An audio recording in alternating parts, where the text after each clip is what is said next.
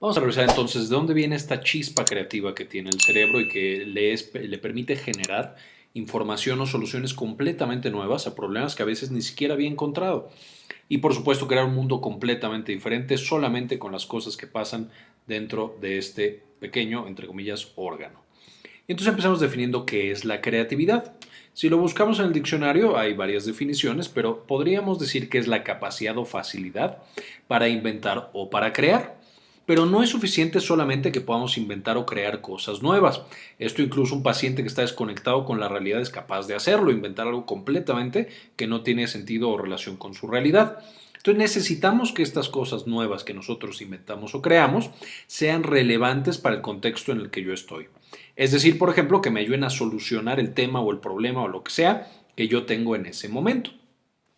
El doctor Mednick, que es una de las definiciones más antiguas, pero todavía bastante utilizadas en el tema de creatividad, nos decía que la asociación de elementos en combinaciones nuevas que son útiles de alguna forma, pero que los elementos, mientras más separados están dentro de, digamos, la información que tenemos dentro de nuestro cerebro, dentro de nuestra mente, más creativa es la idea.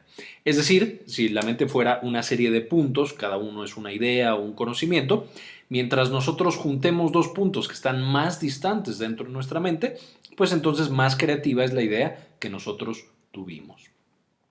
Ahora, ¿quién es creativo? Usualmente se asume que la gente creativa pues son los artistas. Sin embargo, en el día a día todos somos creativos, todos tenemos algunos elementos de creatividad.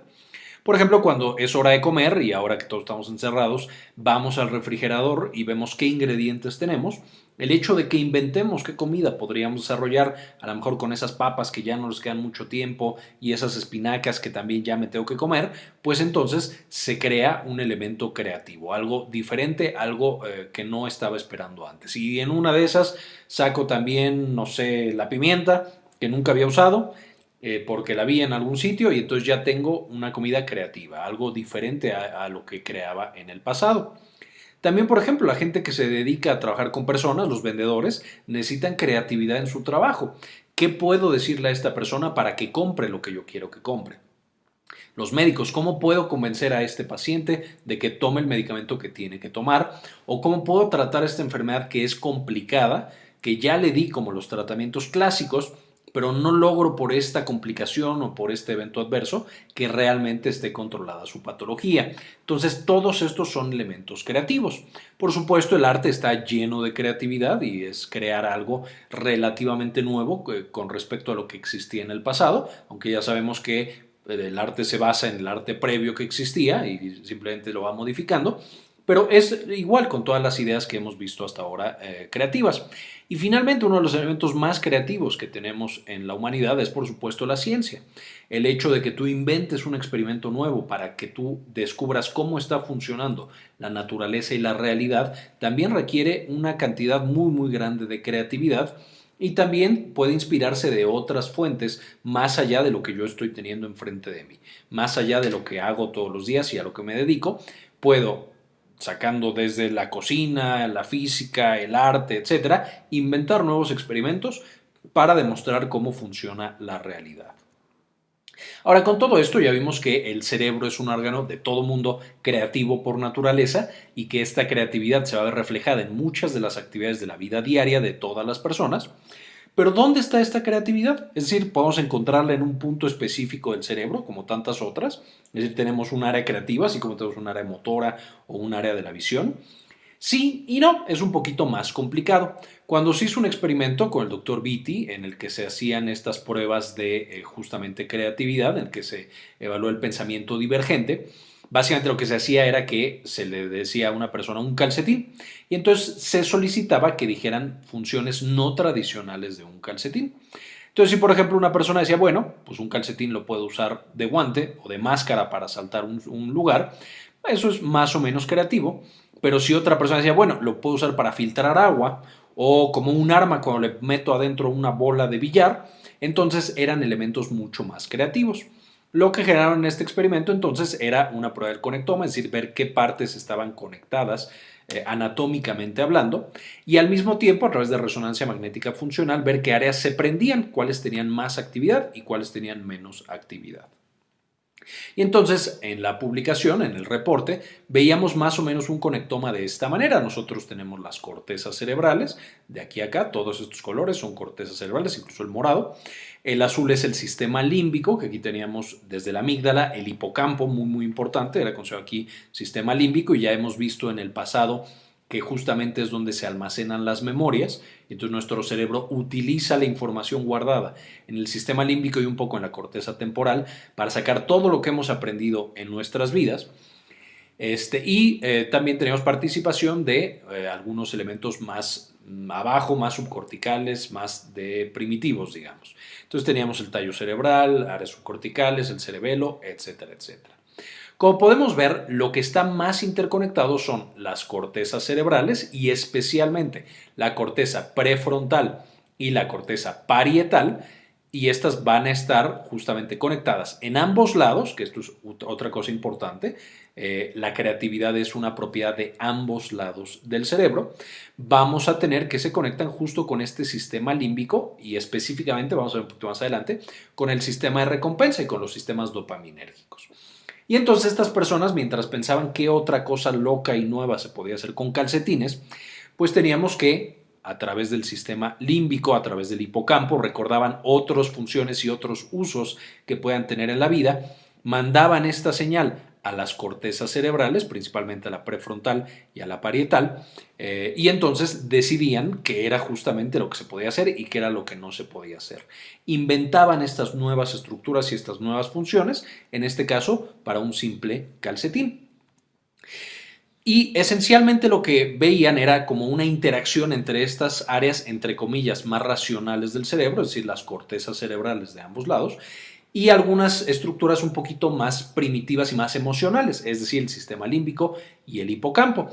Y esencialmente lo que veían era que la dopamina producida por el sistema dopaminérgico, que ya hemos revisado con mucho detalle en el video de dopamina, que les dejo el enlace aquí en la parte de arriba, esa era la que generaba que pasáramos de un sistema a otro y entonces pasáramos de inventar nuevas ideas a evaluar cuáles son las ideas que nosotros nos pueden servir en esta situación y qué ideas no nos pueden servir. Por ejemplo, si yo decía que un calcetín me servía para ponerme en los pies, dentro de este contexto no funciona porque por supuesto necesitamos hacer algo mucho más creativo para el experimento que estaban haciendo.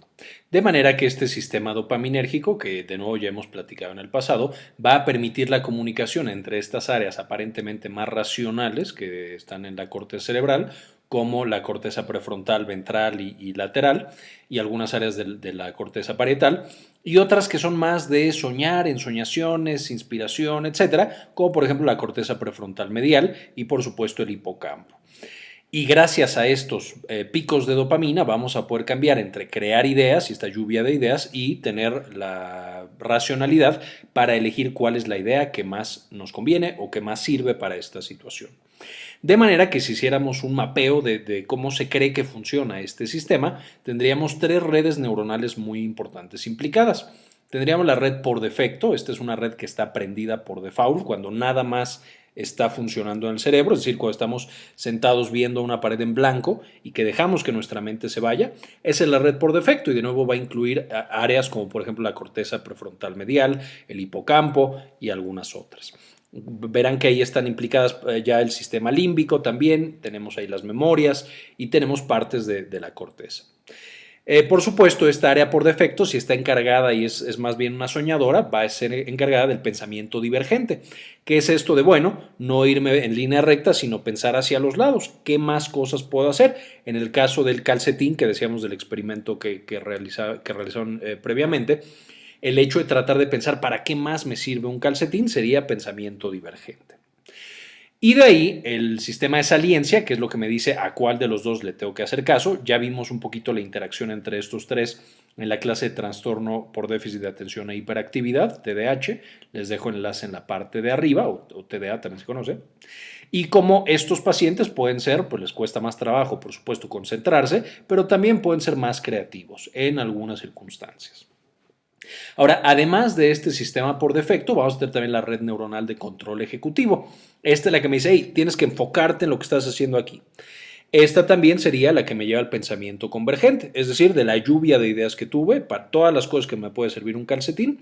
Gracias al control ejecutivo, a la red neuronal de control ejecutivo, yo puedo decidir cuál es la que más, el uso que más me conviene en esta situación particular. Aquí encontramos estructuras más bien corticales, aunque hay un par del sistema límbico, pero va a ser más bien la corteza prefrontal, lateral y ventral, y también, por supuesto, la corteza parietal, que estas son mucho más lógicas, mucho más racionales, aunque, por supuesto, vamos a requerir de ambas para generar estos pensamientos altamente creativos. Y con esto, pues si ya sabemos más o menos cómo funciona este sistema, vamos a tener que, en teoría, hay ciertas maneras en las que yo me puedo volver una persona más creativa. Y son estas 5 que pongo aquí. Primero, tener un hobby creativo. Esto es obligarme todo el tiempo a pensar de manera divergente, a pensar en nuevas opciones y en nuevas maneras de hacer las cosas. Por supuesto, un hobby, porque es algo agradable, aunque por supuesto si tengo también un trabajo que me está obligando constantemente a ser creativo, pues esto también se va fortaleciendo y mi cerebro va aprendiendo a trabajar estas dos redes, la red neuronal por defecto y la red neuronal de control ejecutivo. Y entre estos hobbies creativos puede ser, por supuesto, algo artístico en lo que yo tenga que crear cosas propias, no, por supuesto, copiar el de alguien más, pero también incluso trabajos, trabajo de publicista, trabajo de científico, trabajo de vendedor. Todo eso me puede obligar constantemente a tener que inventar nuevas maneras de hacer lo que estoy haciendo. En segundo lugar, soñar. Y aquí me refiero específicamente a dejar que esta red neuronal por defecto haga su trabajo, le permita a mi mente volar, quedarme mirando al horizonte sin hacer absolutamente nada. Por supuesto, aquí podrán intuir que uno de los principales enemigos de esta red neuronal por defecto es el estar constantemente en un estado de atención, es decir, en la red de control ejecutivo.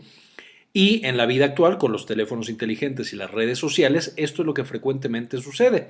Estamos pidiendo a nuestro cerebro que esté constantemente concentrado en la información que me da esa red social y por supuesto eso hace que mi red por defecto pues no trabaje tanto y no quiero decir que se atrofia, pero que no se desarrolle de la misma manera.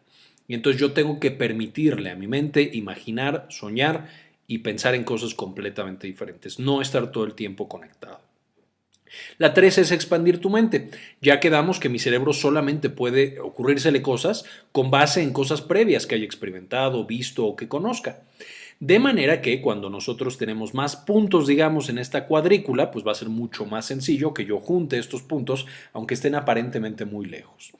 Entonces aquí en expandir tu mente me refiero a que aprendas, estudies o hagas algo que nunca habías hecho antes. Por supuesto que te sea agradable, pero que no tenga nada que ver con el trabajo que estás haciendo ahorita o tu vida actual.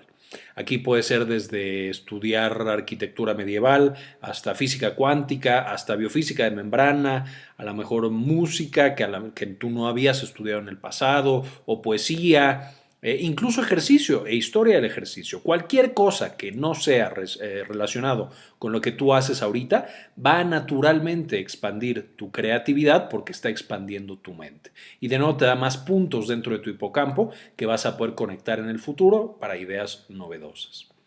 El número 4, registrar todas las ideas nuevas que tengas. Esto es algo que incluso recomiendan a los escritores cuando están bloqueados o cuando nomás no se te ocurre cuál es la solución. Cuando tú registras todas las ideas que tienes, aunque parezcan completamente ridículas, descabelladas y malas, cuando tú retomas estas ideas, puedes volver en tu cuadrícula dentro de tu mente, de nuevo todos los puntos que tienes separados. El hecho de que tú ya tengas anotados ideas, aunque sean ridículas, amplía esa red de puntos que tú puedes conectar y puede hacer que las nuevas ideas con las que tú regreses ya se puedan conectar de alguna manera. No hay ninguna idea ridícula dentro de la creatividad, entonces registrar todas las ideas para después darle a esta red de control ejecutivo con qué trabajar y elegir esta idea buena. Y finalmente, punto número 5, generar un impacto emocional.